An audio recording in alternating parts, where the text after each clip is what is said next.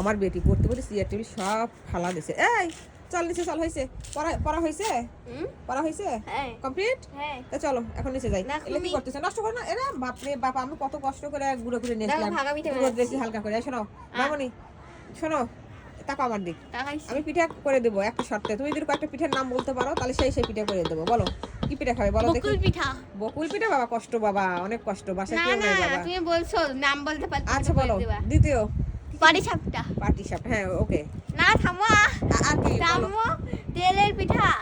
হ্যাঁ ঠিক আছে। আজকে বিকালে খই বড়া করে দিবা, ডিম বড়া করে দিবা। ডিম বড়া করে তুমি তো একটু কোচিং এ যাবা।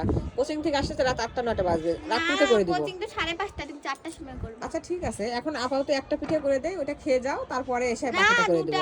হ্যাঁ দুটা পিঠা। আচ্ছা ঠিক আছে, তুমি যা বলে সেটা, কিন্তু বকুল পিঠা আজকে করবো না, বকুল পিঠা অন্যদিন করবো। ঠিক আছে? তোমার বাবা তো বাসায় নাই, এই জন্য আজকে কোনো মতো শত পিঠা বানাই দে তোমাকে, মানে হালকা হালকা অল্প অল্প করে দেবো। আর দেখো তোমার ঠাম্মিও বাসায় নাই, ঠাম্মিও নাই, কেউ নাই, তো তোমার বাবা নাই, ঠাম্মি নাই, এই একা একা কি এই তোমাকে দাদাকে নাকি খেতে ইচ্ছে করে, অল্প অল্প করে করবো, বুঝছো?